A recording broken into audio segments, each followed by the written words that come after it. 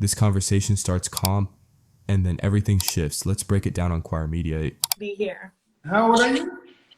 29.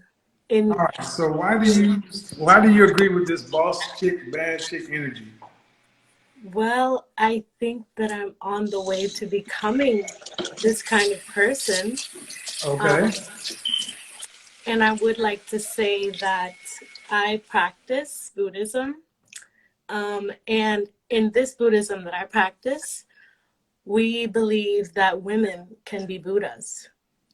And I don't necessarily like being called a bitch. I didn't make up the words, so we're gonna go with what I'm doing. And Sure. this isn't about spiritual enlightenment or the Buddha. This is about getting money and being a boss chick or a bad bitch. Yeah. Are you on that path? Because I don't think that's synonymous with Buddhism, but I could be wrong. So I think I am on the path. Why? Why do you want to? Why do you want to? Why do you want to be a boss anything in the Buddhist? Make it make sense. I It's like a think Muslim that eats pork. I think those are two different things. So being a boss and a Buddhist, you can definitely make them align. Right. What's the ultimate? What is the ultimate goal of becoming a Buddhist? To be happy. Spiritually or material possession? To be happy Now remember, both ways. I got 3 black belts. I know plenty of Buddhists. So come on. Yeah, I do. So you can't bullshit me. Come on. Let's do it. I Buddhism am. doesn't line. Buddhism and materialism don't tend to line up very well. No, but you can ask for things that are Right, materialistic. but that you can ask for things. Okay, ma'am, you're trying to put a square peg in a round hole. Have a nice day. Not the same shit. Just say I want to be on Instagram. Buddhist out here getting paper. I'm a Buddhist out here getting paper, son. Buddha in this bitch. I'm a boss Buddhist. You're gonna go fucking viral. Hello.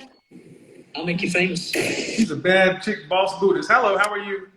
Hi, I'm good. How And old are yourself? you? 40. 40? hmm Okay, so why do you agree with this boss chick, bad bitch energy philosophy? To be quite honest, I don't really agree. I just really wanted to join and say hi, to be quite honest. Okay, well, hi. I'm trying to get women who agree with this stuff so I can get on down the path. Get Take back care. to cooking, freckle face. Like, Bye. oh my God. Hello. Hi, how are you? How are you? I'm good. How old are you? I'm 32. Okay. All right. So why do you agree with this boss chick, bad bitch energy thing? Why does it make sense for you? Because we have women out here who can be boss women and wives at the same time. Such as? Myself. Uh-huh. I'll take it for you. You can be boss. What does your husband do? My husband, You're borking out. Something's going on with your connection. I got 5 bars over here.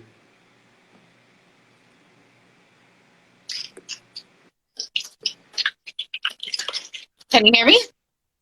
We're getting there. Okay. You say your husband does what?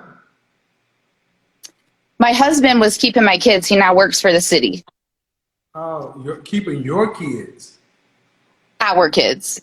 Yes. Oh, well, then you just explained it. So you had a stay-at-home husband. Uh-huh. And he now works for the city. Where now he has to where the kids are yours, not his. They're both of ours.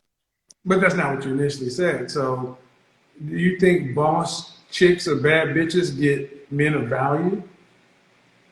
Yes. They do. They get Yes. men who other men respect and admire. Yes. In what way? In what way would you say the average boss chick or bad bitch gets a man that other men of value admire? That other men of value admire. Yeah, because other men of value who are men of value would admire other men of value. That's a bunch of bullshit.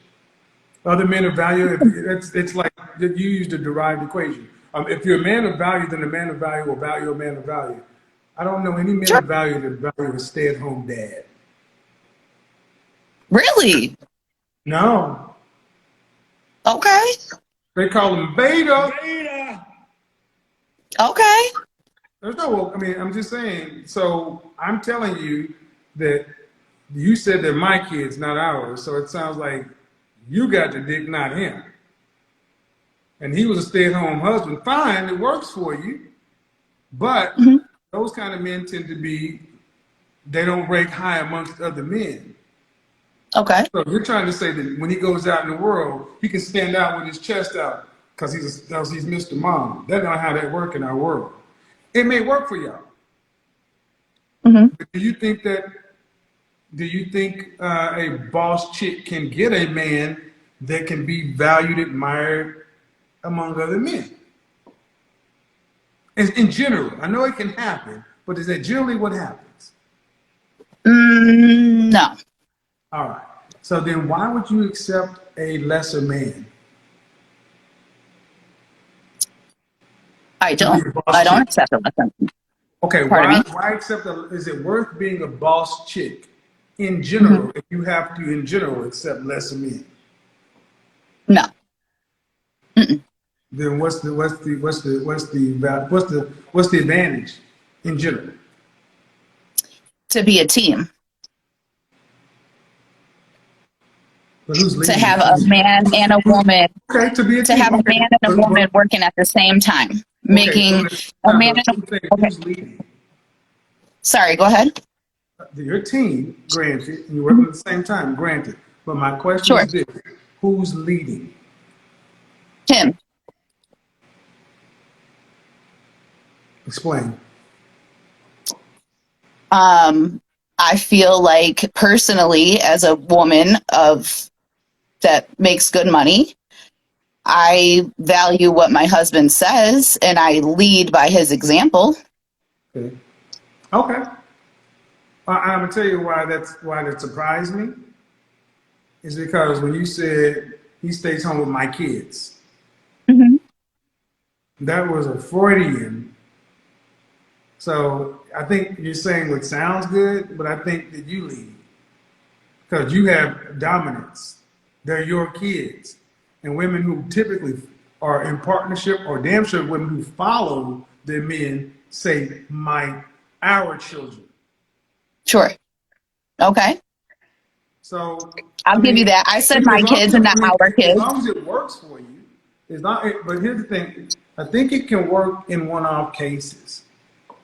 But would you say that this is a formula to build a successful community, a successful city, state, nation? If we had more women who put in the work to be of equal value and be able to put in and get out the same thing, then I think it would make our community better. Yes. Do women typically do that? Put in equal value with no girl push-ups. Meaning women have to do the same thing men would have to do. You got to put in equal value. No. But then there are also women who don't want a man. Right? Like there are women who don't want that. We're trying to see, I'm just going back and seeing if this is the formula for a better society or a more productive society, or at least what society are we going to get?